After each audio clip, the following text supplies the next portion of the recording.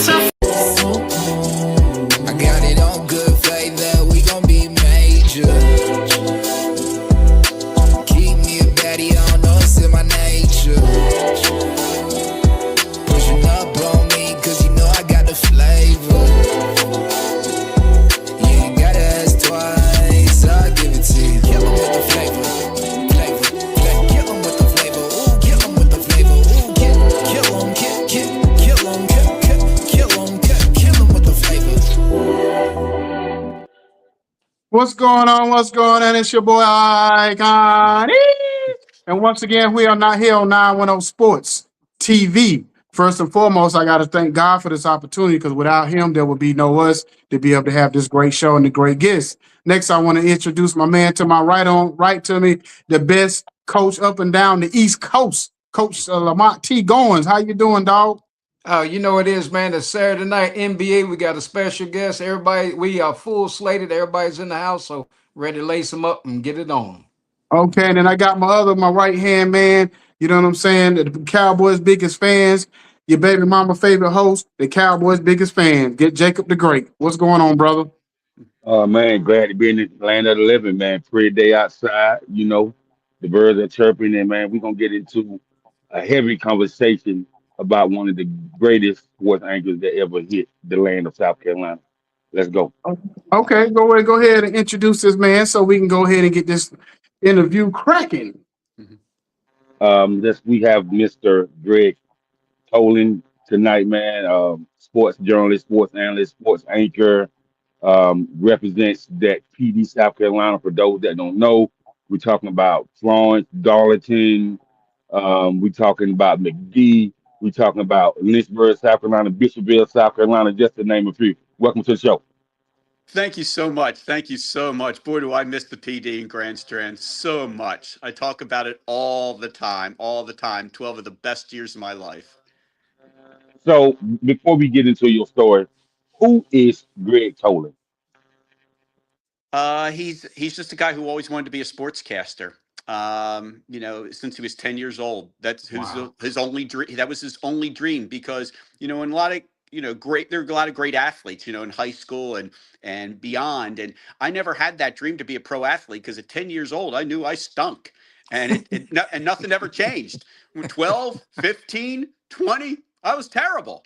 But one thing I knew at a very young, I was always the last pick of any team. But that was okay because I said to myself, I have no grand illusions that I'll ever be a pro athlete, but I love sports. Anything that my career could ever be. And I would think about my career even in middle school, it had to be sports. And I said, I can talk and I know a lot about it. And so at a very young age, it was my single driving force. So when, so you could put on my tombstone someday, Greg Toland came on this earth wanting to be a sportscaster, did it for 30 years, mission accomplished. Wow. Okay, so where did it start for you at? I'm sorry, what was the question? Where did it start for you when you know that you had the voice, when you know that well, I can really do this? I go back to a scene in old movie called Officer and a Gentleman, when Richard Gere is down on the ground with Louis Gossett Jr. And the line he says is, I got nowhere else to go. And at a very young age, there was no second choice. My parents would always say, yeah, but what do you really want to do? And keep in mind, when I was 10 years old, there were only 3 TV stations, ABC, NBC, CBS. That's all you had. There was no Fox, no ESPN at the time. And I said to them, there is no other choice. This is what I have to do. So it was just always the driving force. And I always think to myself, I wasn't the most talented guy. I just think I had a very high motor and a very high drive level. And I just felt like that was the thing that was going to carry me is, just that singular focus, never quit, determination. That was my calling card because there's so many people way more talented than me. But I knew I had to succeed. I also had a vision when I was in high school and I was remember thinking to myself, I didn't want to be 40 or 50 years old and see an old classmate and say, hey, did you ever become the sportscaster you Wow. said you were going to be? I'm thinking this in high school. And I'm thinking to myself, the answer must be yes. It must be yes. So the fear of failing drove me as well. So I don't know that I ever thought I had it. I just felt like there was no second choice. This is what my life had to be about, is to be a sportscaster. Well, I've been knowing who you are for quite some time. I'm from Saluda, South Carolina, so I've always known who you were. Mhm. And good friend of mine by the name of Randy Page, he's like, well, he said, what you think? I said, well, from what I hear from people, who know him, they have also mentioned you. They said you the Dick Vitale of high school sports. I said, well, that's a huge title, man.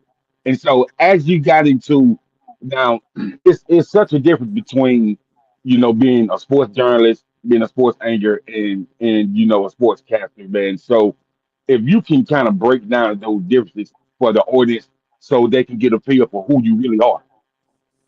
Well, sports journalist is a lot about, digging up stories, and it's about facts.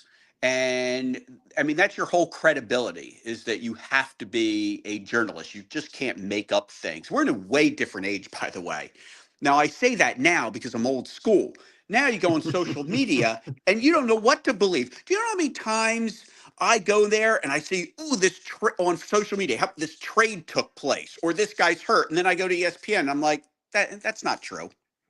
Nothing. You can't even believe anything you read on social media these days unless it's from a reputable source. So I say these things about journalism and integrity, and that, I feel like in this day and age, that's out the window. But when I was broadcasting, that you had to have that. You had to know your stuff, and or else you lose all credibility with the audience. So there was that part of it, and the broadcasting part. You know, when I was in college, I remember I got two pieces of advice that always stuck with me.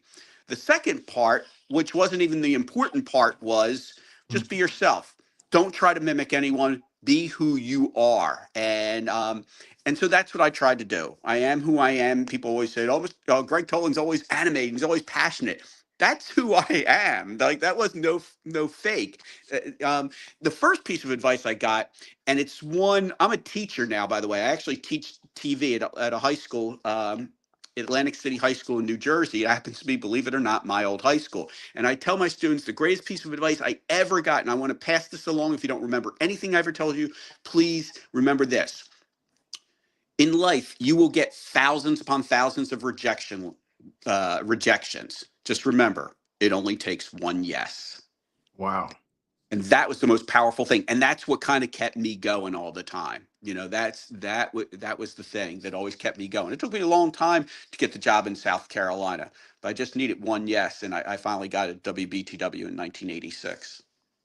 Right, right, right. So you've done this for quite some time, and you've seen a lot of athletes, who went on to college to be studs, the athletes that Mhm. turned pro.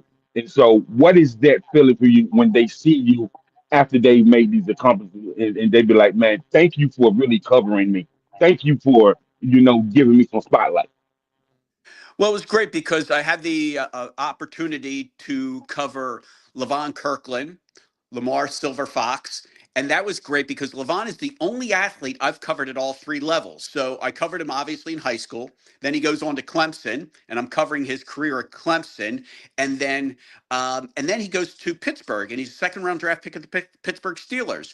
And after 12 years at WBTW, my next job was, of all places, Pittsburgh. And Levon sees me in the locker room. He goes, "What are you doing here?" And I go, "Levon, would you believe I just got a job in Pittsburgh?" I said, "I'll be covering you again." So that was really, really cool. So he and I had a connection in Pittsburgh that no one else really had, because I'd covered him since high school. I remember being at a game, I believe it was at Yankee Stadium, and and they were playing the Toronto Blue Jays, and Orlando Hudson from Darlington, was taking batting practice, and he was kind of in the area. And I didn't know if he remembered who I was, because some time had gone by. And I go, "Oh, dog," I go, "Toland on Sports." he ran up to me.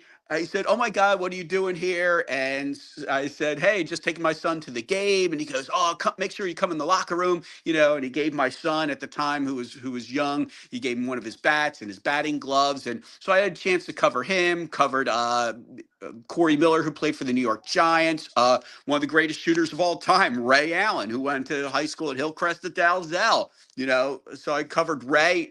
I saw Ray during his pro career because I was in Washington, D.C. for 16 years after. So my career went 12 years at WBTW, 2 years in Pittsburgh, and then 16 in Washington, D.C. And so a lot of times I would see Ray when he was in town, and so it's pretty neat feeling. It's a great feeling, you know, to cover guys when they're in high school, and then if they are fortunate enough to reach the pro level. But there weren't that many pros because it's hard. It's hard to make it. Although John Abraham from Lamar, there's another one too. It's hard to make it into the pros. I covered so many great high school athletes, but only a handful make it to the pros. That's just next level. And so I'm gonna do this for my brothers that's on here with me because we all are UNC Tar Heels fans. So you did have a chance to cover Raymond Felton too, correct? Oh my goodness, from Latta High School. Forgot about Raymond Felton. That's what I'm saying. There's so many, and so much time has gone by. My last broadcast at WBTW was 1998. That's 28 years ago. So there's probably going to be a lot I forget, certainly a lot I remember, because they were 12 of the best years of my life. I tell my girlfriend and my friends about South Carolina. They always say to me, during your broadcasting career, where were you happiest? And I said, that's an interesting question. I said, when I was in Washington, D.C., I always had that drive to make it to the major market. When it comes to sports broadcasting, you want to get to a major market. But I was happiest in South Carolina. The people there treated me, words can't even describe it. They were beyond nice, and you felt like part of something there. And so, it's been a long time. It's been 28 years, and at 64, I've lost a lot of brain cells along the way. So yeah, Raymond Felton, tremendous player, obviously. Right. And then what's so interesting about this is Orlando Hudson. You mentioned him. I remember meeting him because my brother and him went to Spartanburg Methodist together. So I remember Right. meeting him, and I remember seeing him play at Spartanburg Methodist. And then me and my brother used to sit down and watch baseball. And he was like, "Man," I was like, "Your guy, all these Golden Glove awards, man, from Darlington, from the racetrack. You know, because I call Darlington the racetrack. So Uh-huh. you know, it's phenomenal that you cover some of these, standout South Carolina athletes. But coach, I know you got some questions, coach, going, so go ahead and take it over.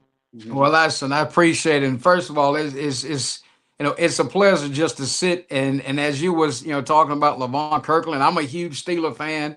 And when you mentioned that in Pittsburgh, and I was just like, man, I was just like, it felt like I was in the locker room with that. So when you were telling your story, I don't know if anybody's ever told you this, but when you were telling your story and you said that you knew you wasn't going to be a great athlete, I don't know why the movie Sandlot came to Mhm. mind.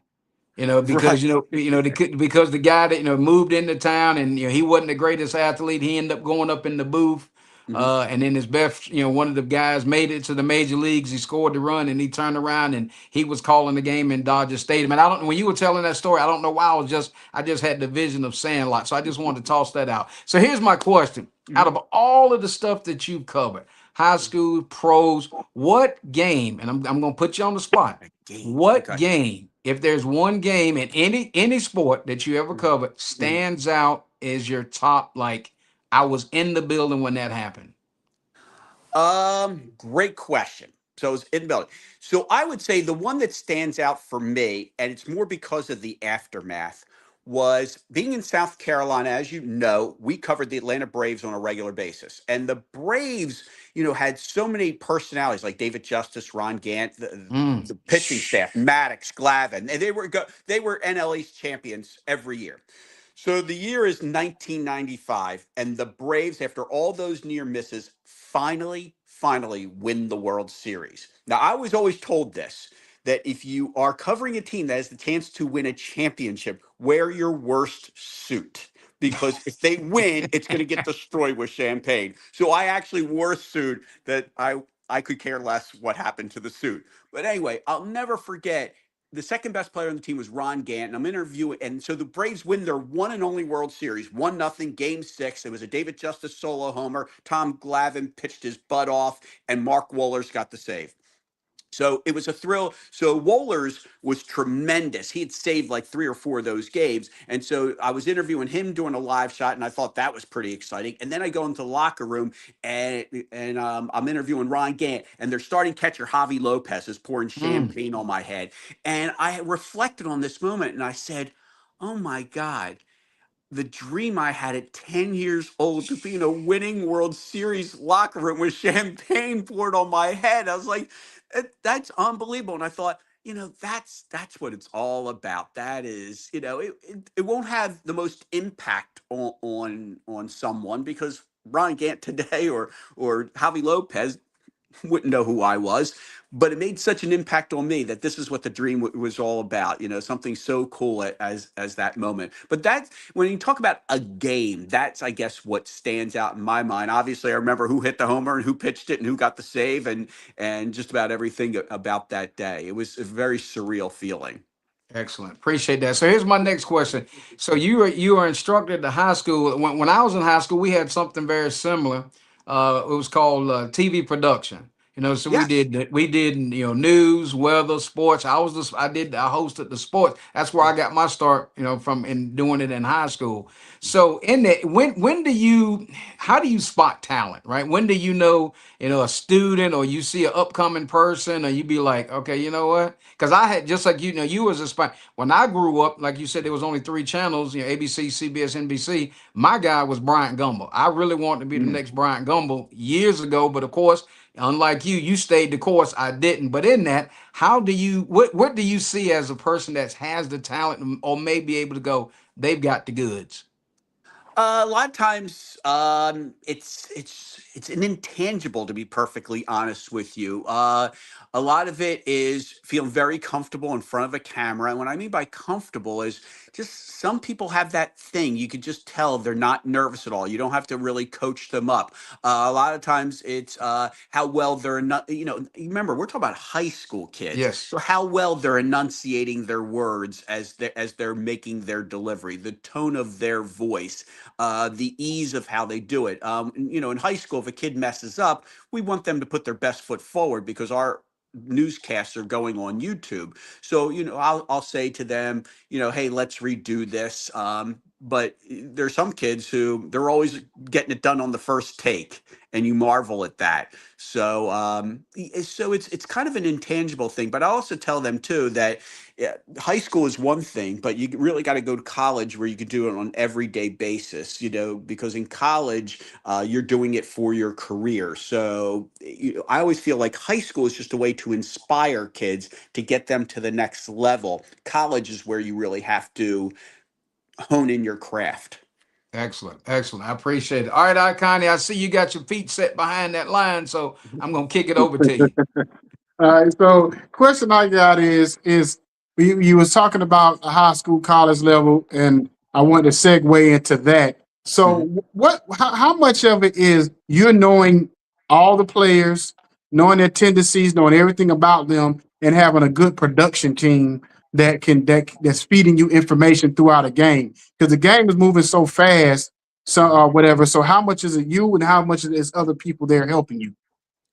Um, I, I put a lot of the emphasis, to be honest with my broadcast, on me. It was my responsibility to do the research, to be as knowledgeable as possible. When I came to South Carolina, I didn't know a thing about NASCAR. I grew up in New Jersey. Wow. NASCAR is not Wow. as big. When I first came there, but I really had to be a sponge and really absorb it.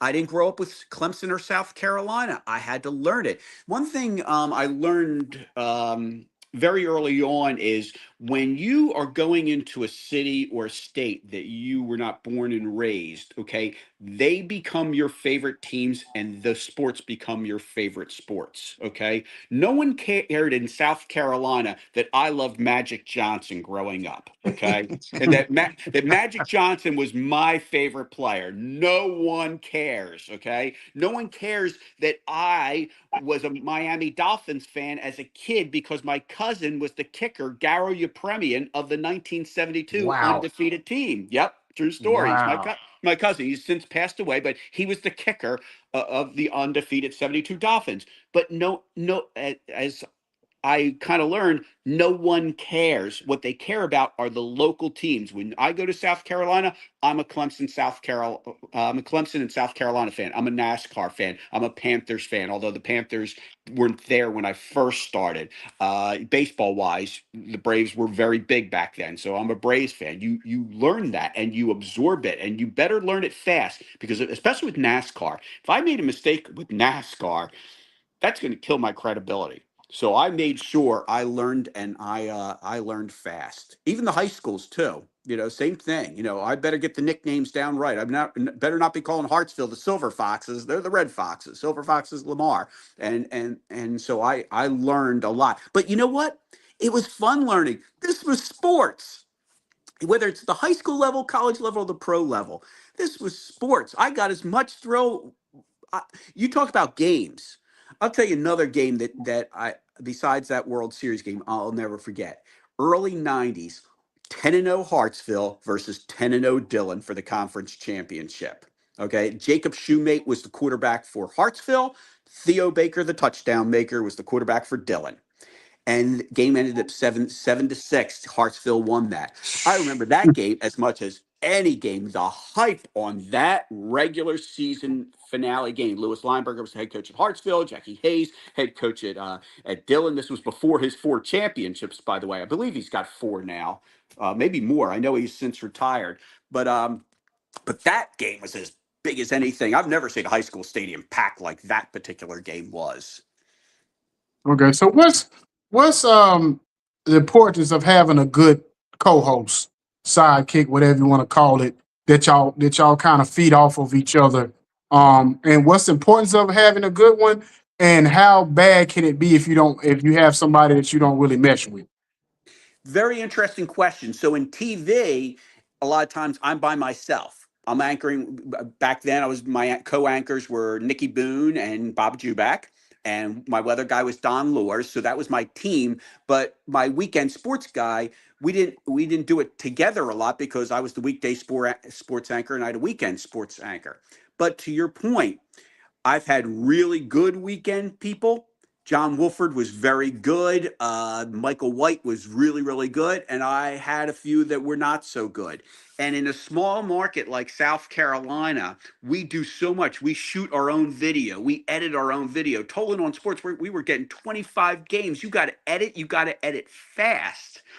And if you can't depend on your weekend guy and your crew to get the games and get them, they have to get it back to the station at a certain time. So we have time to edit it and get them on air.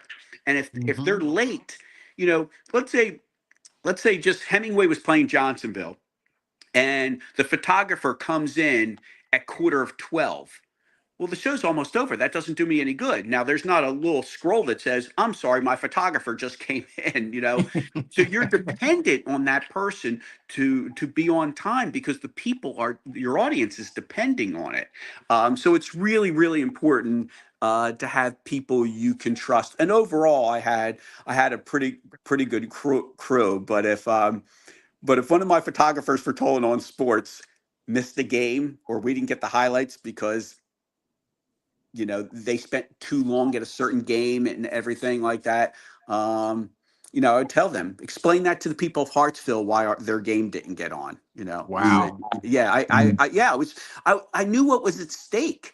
I knew that every town was expecting their highlights. I had to make sure they had their highlights, and so that's what I would tell them. I said I understand that you thought it was smart to stay this long a period of time, but if you don't have the highlights, it really doesn't do us any good. Yeah. So Well, before I throw it back to Jacob, I just got a question. Who, if you could only watch two sportscasters, you know what I'm saying, like in a game, who would those two sportscasters be Wow. Today or all time? all time? Hmm. That's a great question. Are we talking about people who do news, weather, and sports, or the people who do play-by-play in color? Well, I'm talking about the play-by-play, like the John Okay. Maddens of the world, the Pat Summeralls, Yeah. those guys, Dick Vitale's, those guys. I always felt that if I took, accomplishment and voice and projection, I always thought from a play-by-play standpoint in his prime, and he's still pretty good today, but in his prime, Al Michaels was the best. I thought Al Michaels is really Really darn good. good. Yes. As far as an analyst, I would probably say I would pair him, and they have been paired together with John Madden.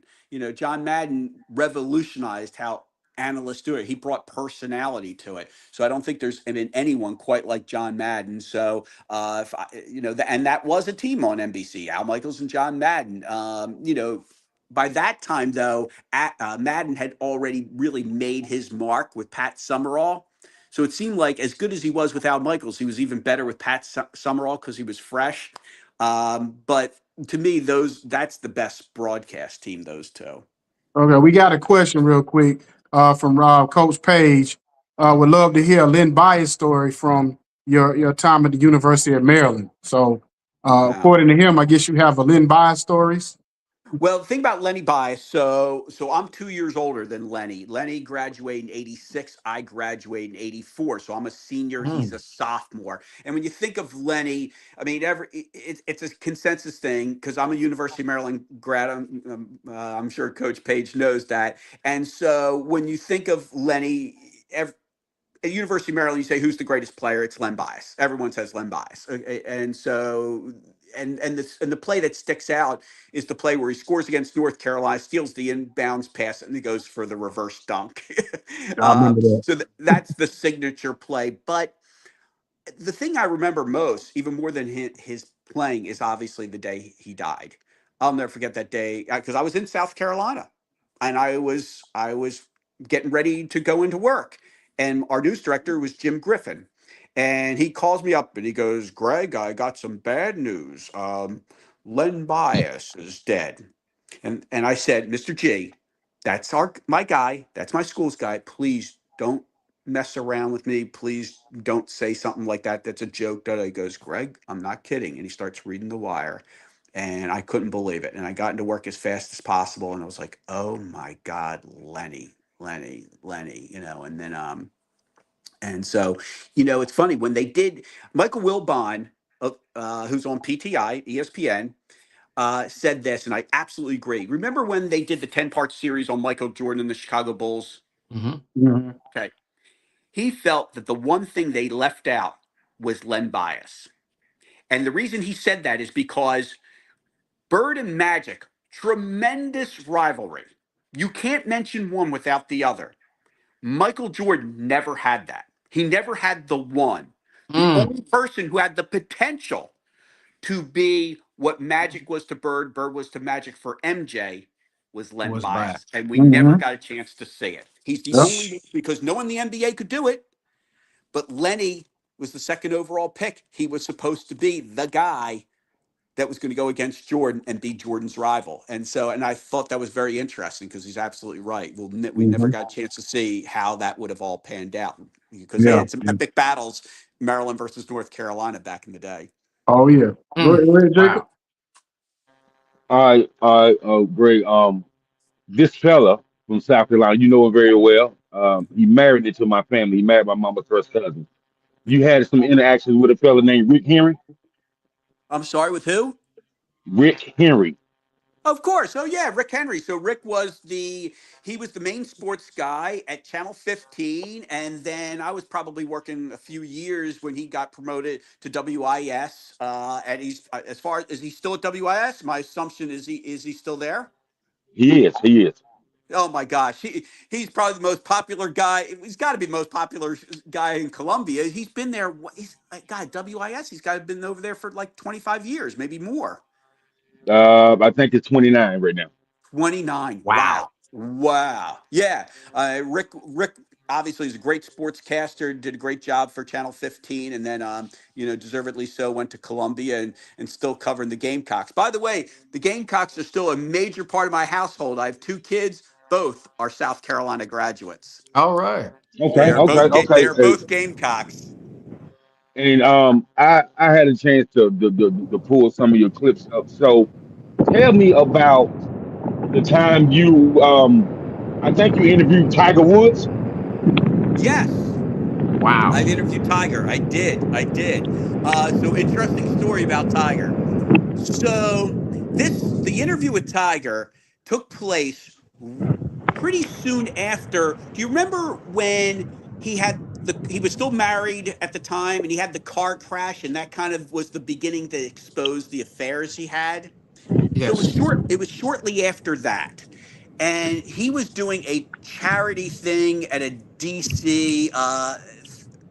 DC event where he was building a school for kids.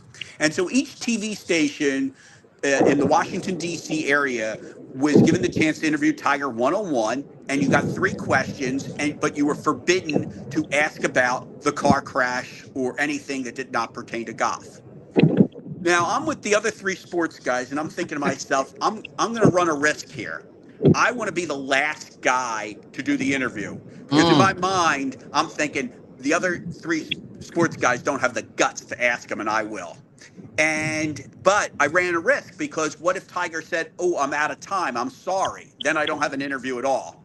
So it was kind of a gamble. But anyway, first person does it. Second from the Fox station. Next person from the I was with the ABC station, the NBC station. The other one from the CBS. Sure enough, no one asked.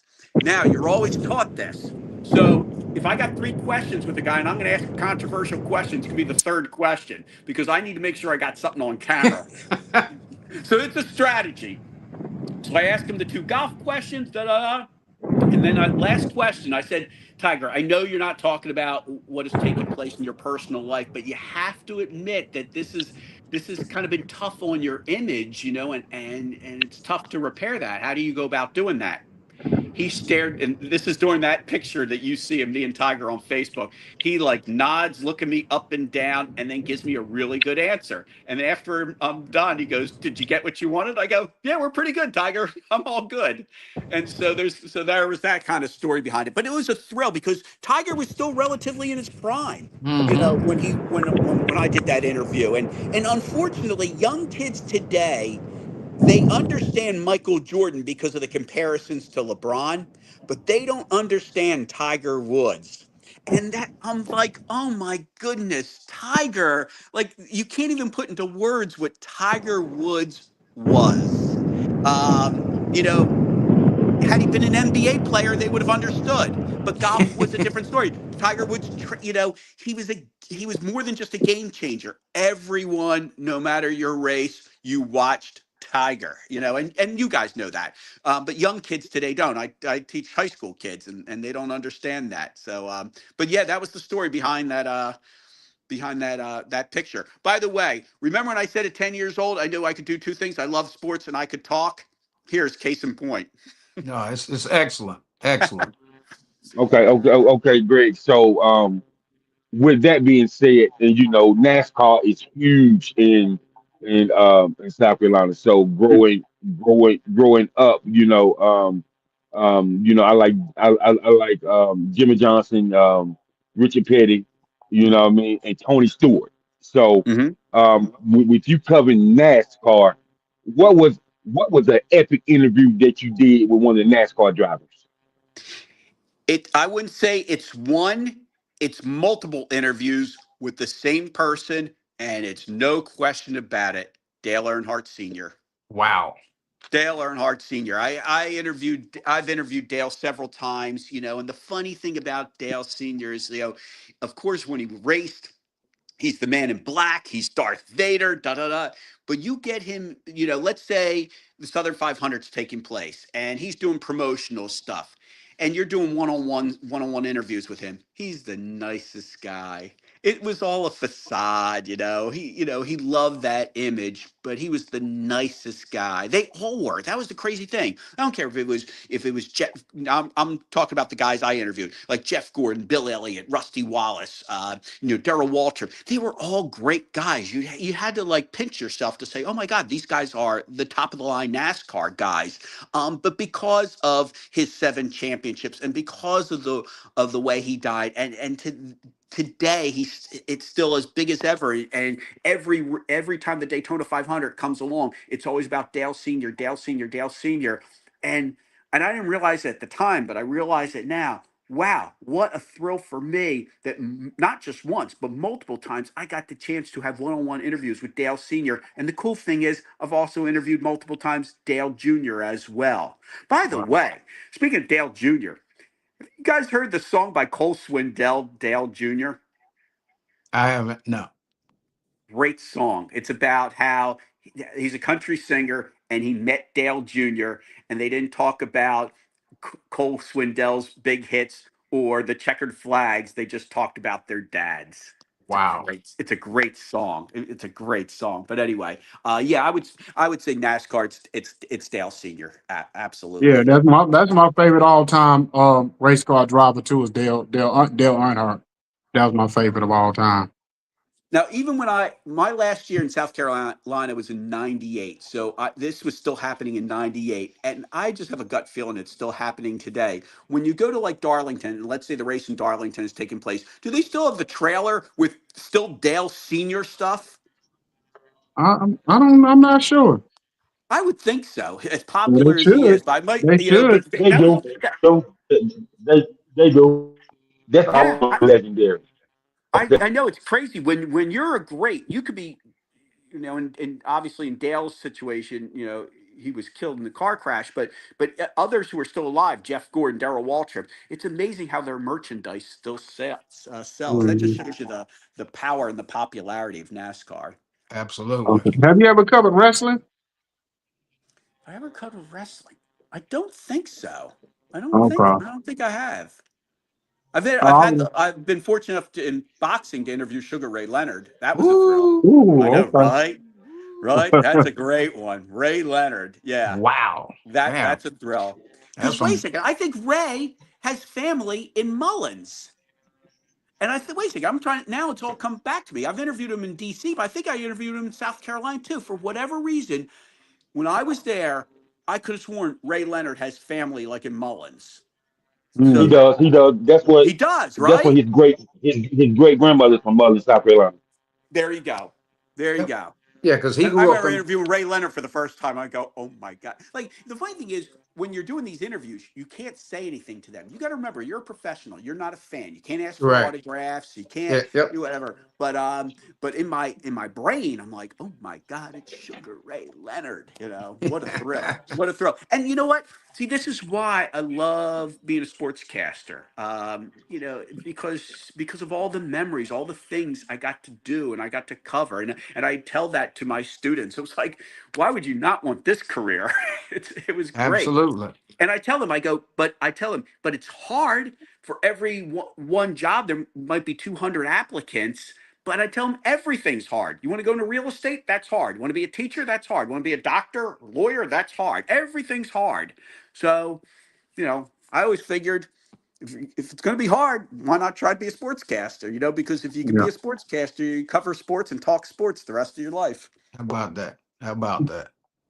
Yeah. I wish Yeah. that was something they had like when I was in high school, because over the years I would have went to school for like at least went to communications or went that route if I would have known if that was available to me back in high school. But those are type of careers that they never, made available to us back in the '90s. It So was that would hard that would have back been something. then. Not Yeah. ma- Yeah. to be honest with you, not many schools offered it, and if they did, it was always in a classroom with books, which isn't going to help you. You need hands-on No. experience. In Yeah. this day and age, you can't find many colleges that don't have it. And Right. even high schools, like our high school. So this is my 9th year teaching. And when I got hired, I said, you need to build a TV studio. I said, they had Mm-hmm. the room for it. I said, and I mean a nice one. So because of my TV experience, they built a beautiful studio that's the same as Temple University's in Philadelphia, and it's spectacular. And I remember the other teacher saying, "Oh, they built this for you. You're going to have a bullseye on your back." And I said, "I've been doing this for 30 years. I know what I'm doing." And so, yeah, we do a monthly newscast every month, and the kids love it. But it's more available now. Like I said, we're not the only high school. There's a lot of high schools that have it. But back in our day, they didn't have TV studios, and that they did, it might have been a green screen, or it wasn't anything worthwhile. So I think it's just a difference in times now. Yeah. Who's your biggest super? Go ahead, Coach.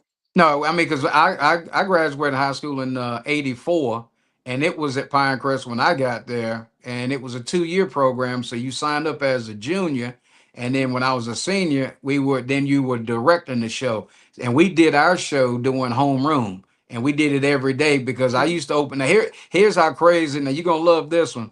Mhm. Our opening song was "Sexual Healing" by Marvin Gaye. That was not now. Nice. Can you Oh imagine my playing that in gosh! the In day? this day and age. Exactly. And somebody said, I tell my son all the time. I said it was my call, and we played that song every day my senior year because it was the #1 song in America. And we would open up, and when you went to your homeroom, we would come on. And I remember the freshmen would see us after the show, and they were like, "How'd you get from the studio on campus?" I said, "The studio is right down the hall." So it was great. I mean, they opened it up. But hey, I got a question for you, Greg. Sure, of course. While I'm you gonna were put a at little light on in my living room because it's getting dark out here. There is we go. your time in South Carolina? Did you ever run? We got a homeboy. Well, he's not a home. He's a grown man, but he was our legend. Well, he was my legend when I was growing up, and that was Charles Waddell. Charles Waddell. He was the associate athletic director at the University of South Carolina for years. Hmm. He was the last 3-sport letterman at Carolina. Wow. He was football, basketball, and track, and then he spent some time with Tampa Bay and also Seattle. And Hmm. then when he finished playing, he was I know he was with the Panthers when they first came in the NFL. But matter of fact, he retired last year from South Carolina. And he's from Iconi and myself's hometown, which is Southern Pines, North Carolina, right outside Pinehurst Hmm. is where we grew up. So Charles, he was like I said, he was the last 3-sport letterman at Carolina, and like I said, I know he finished his career there. So let me ask you this last question. So out of all, when's the book? I need to know when the book is, so when you get on the book tour, we can make sure we get a copy of the book. I mean, because you have, you've interviewed Ray Leonard, you've interviewed everybody, and the only name I hadn't heard that I've always admired was Muhammad Ali. All right, you've been NASCAR, NFL. I mean, so where's the book?